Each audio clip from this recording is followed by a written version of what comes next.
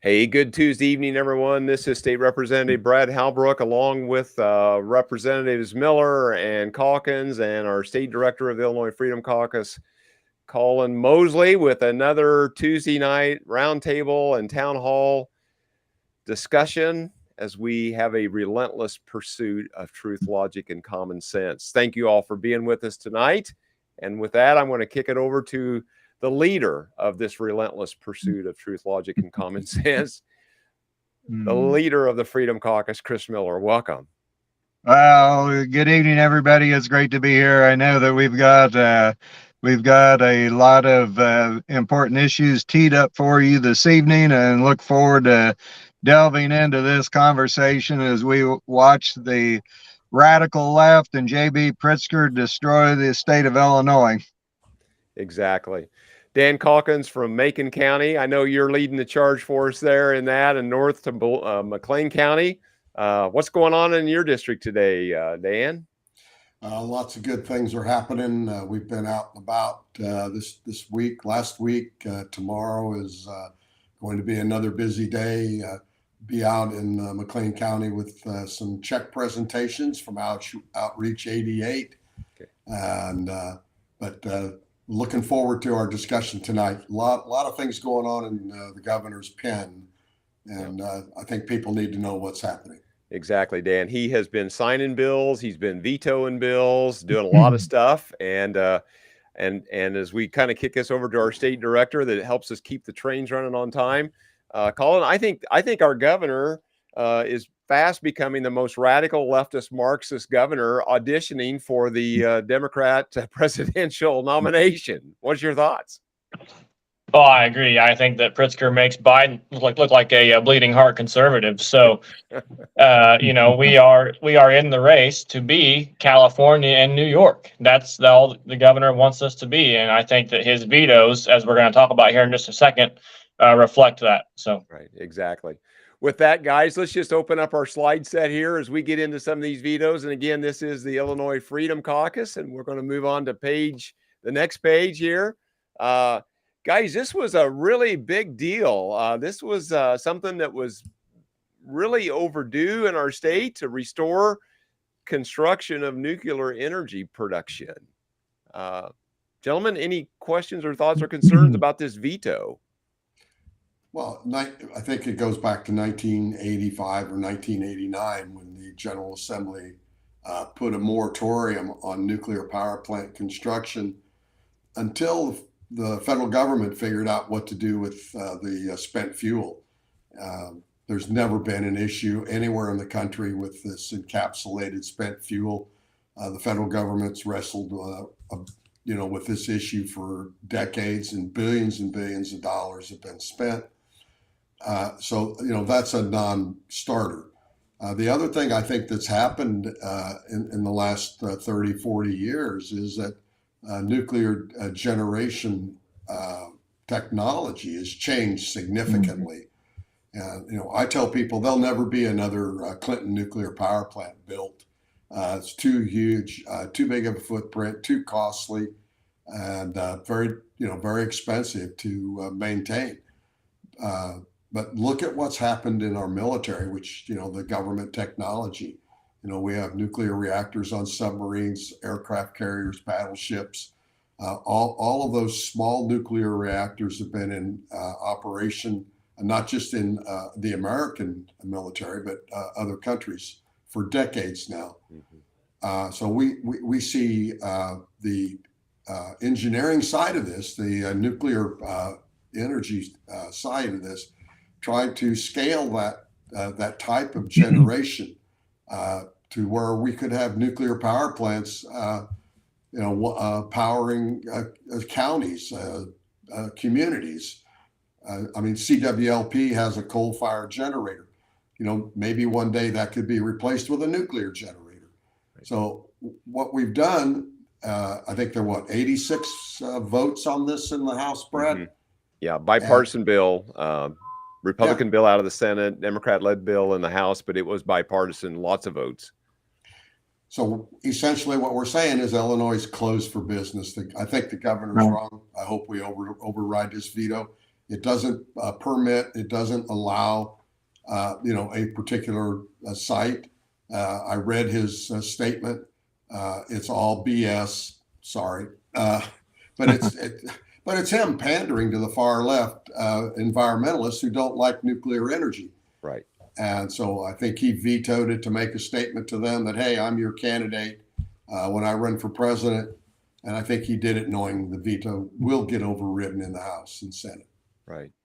Yeah. And guys, I just pulled up the MISO app, which is the mid-continent operator for the grid of about 11 states, most of Illinois and 11 other states from south to north. Nuclear is always consistency about 10 to 11,000 megawatts. Right now it's at 11,895 megawatts real time. That's about 15% of the fuel mix just in the MISO region. Now the PJM region to the north, and we'll talk about this in another slide coming up, it accounts to way more. Nuclear is way more in the fuel mix than that, but nuclear is a big deal and it's consistent. I think it's fairly low cost.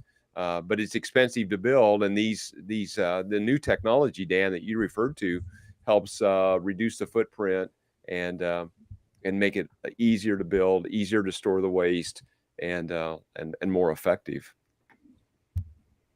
Well, your MISO grid power generation is very reflective of where we're getting our energy. Right.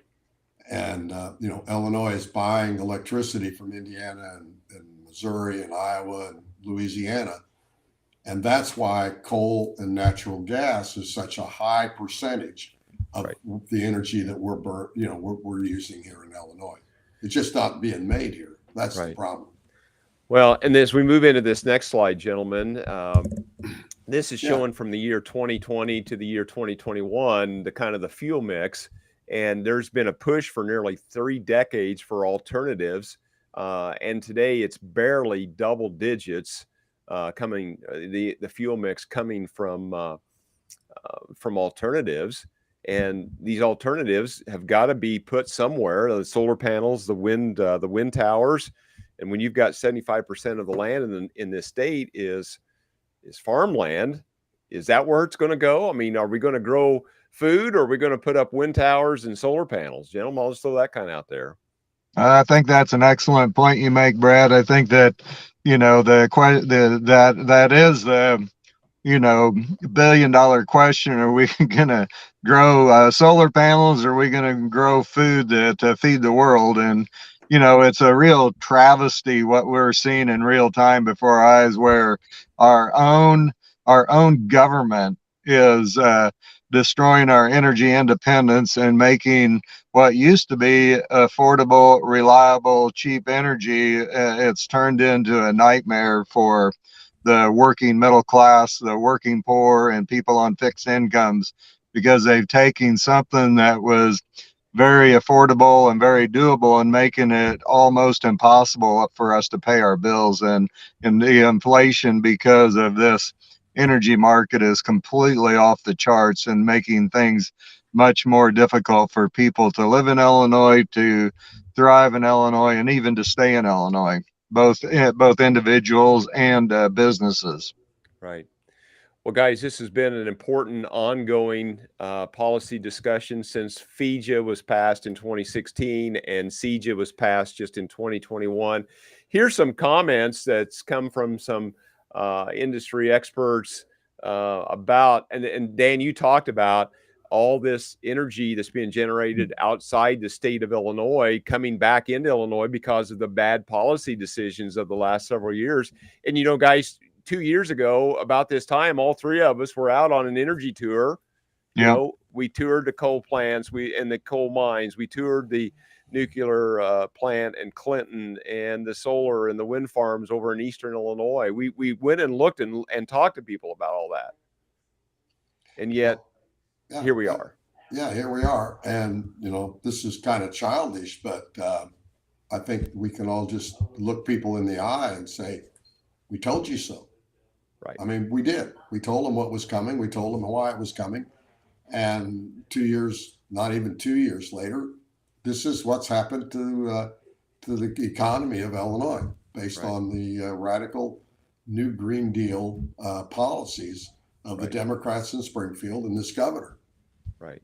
I Right. think that that's one thing that we've always tried to do is make decisions based on as much information as we can collect as possible. And I know that when we did that energy tour, we invited everybody to go to us, but nobody. It seemed to me like most people were just interested in making an emotional decision rather than making a decision based on intelligence and information that you gather by going and visiting these various facilities. And the thing that we found out was that the coal-fired plants, the nuclear plant, they were running at almost maximum production, and yet we're with nobody to fill the void, and but we continue down this pathway completely based on political science and not sound science. Exactly. Here's a quote back from July of 2021 when we were out. This is from Eric Hobby, that's the CEO of Prairie Power, that's a wholesale provider of electricity to multiple cooperatives all across the state of Illinois. He said, "We will absolutely be a large net importer of energy and capacity." And that's what's showing here on this slide, that we've got coal, natural gas, and other sources of energy coming into the state. Our grid is threatened, and we heard a little bit about that late in the spring General Assembly. The last quote is more recently here from Ohio legislators. This was a letter from Ohio legislators to PJM. I think PJM covers all or parts of 13 states plus the District of Columbia, and it says PJM's looming reliability challenges are clearly exacerbated by provisions in the Illinois CEJA that mandate the closure of certain facilities. They're saying that basically PJM wants Ohio to upgrade their facilities, whether it's in power plants or power lines, to provide energy coming west. And the Ohio legislators are saying, no way, this is going to cost our ratepayers more money based on bad policy coming out of Springfield, Illinois. Well, that's the problem, Brad, I think, is the Democrats in the majority somehow believe that we are on an island unto ourselves. And it's simply not the truth. And this altered make-believe reality that the governor has and the Democrats have, that what we do is unaffected or doesn't affect anybody else. And likewise, what they do doesn't affect us. It's simply not true. And these other states, especially the ones that I talk to in our Freedom Caucus network, they don't understand. They don't understand. And when you get outside Springfield, we see this too, our policy decisions, and it's because nothing we do is based in fact or science. It's based on emotion, and it's based on political pandering. And this is the consequences that we have. And so I guess what we're going to have to do is what we're doing now is telling people, if you're wondering why your bills are so high, why you can't heat your house, why you can't cool your house, ask a Democrat. All right. Well, I think it's important to understand that these are the J.B. Pritzker and the radical Democrats are the same people that think a man can have a baby and nurse it. So it makes perfect sense that their line of logic and reasoning would be a little bit skewed. Exactly. Gentlemen, as we move along, and Colin, I'm going to let you kind of speak to this slide also. This is about some different vetoes that the governor has done and maybe potential another veto. Colin, I'll just let you kind of walk through these points to your liking. Sure. Well, the governor's vetoed just a few bills so far, one of those being HB 2507, which is a property tax omnibus. Now, if you're new to this world, you don't know what omnibus means. Essentially, it's a package or a collection of all different kinds of provisions that relate to a certain topic. And so, this property tax bill, for example, might have one or two decent provisions in it about veteran property tax exemptions, but it may have 75 line items about, woke ideology, culture, pandering, whatever in it. But so that's a bill the governor has vetoed. He's also vetoed a couple more, HB 2878, HB 3643. And the point of this slide is not necessarily even the substance of these bills. The point of this slide is we passed, I don't know how many 100 bills this spring, And the governor, first of all, has only found 4 that he doesn't like, which just goes to show you that the political parties, the behind the door deals, but and the government bloat.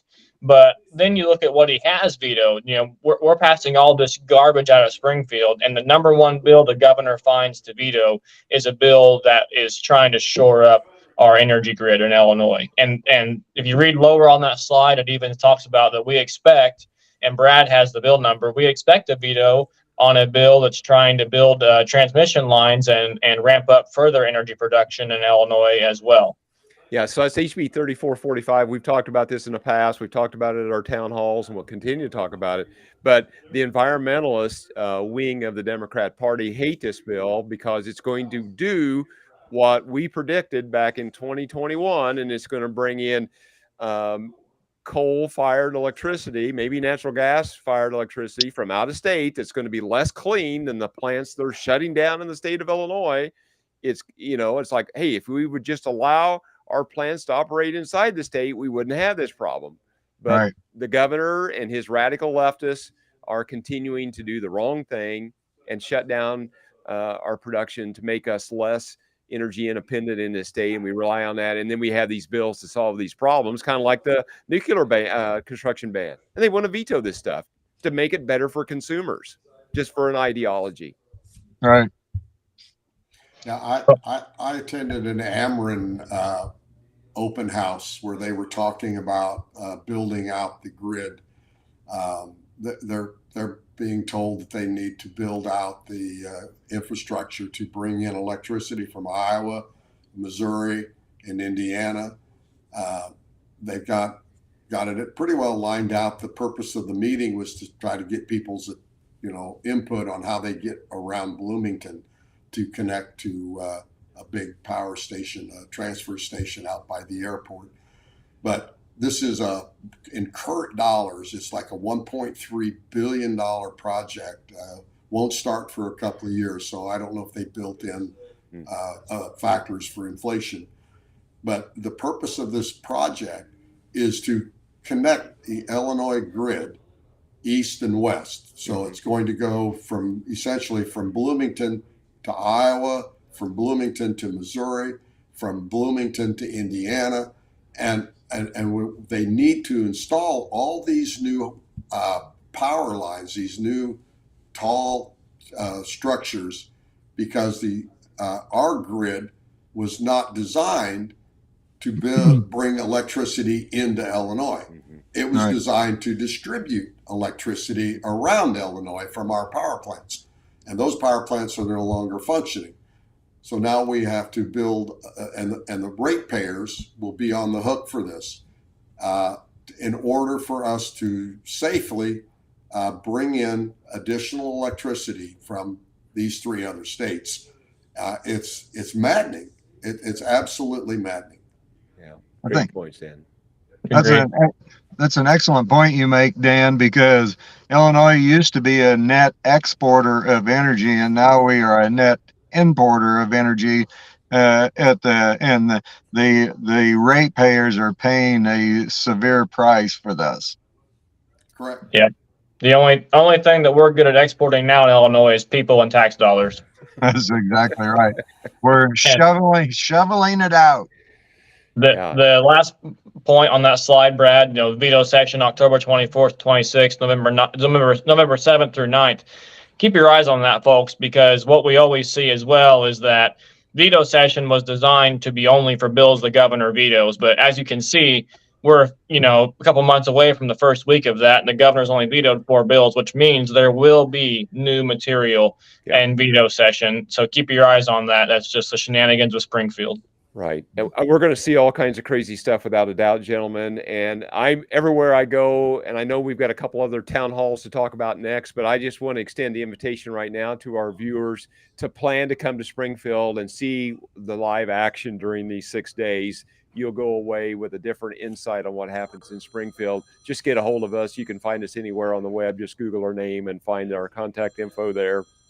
And we'd love to have you come to Springfield and witness this stuff in real time this fall. With that, I'm going to move on to another slide. Colin, Town Hall in Rockford this Saturday. You got the details? Yep, they're on your screen. Stockholm and Rockford at 10 a.m.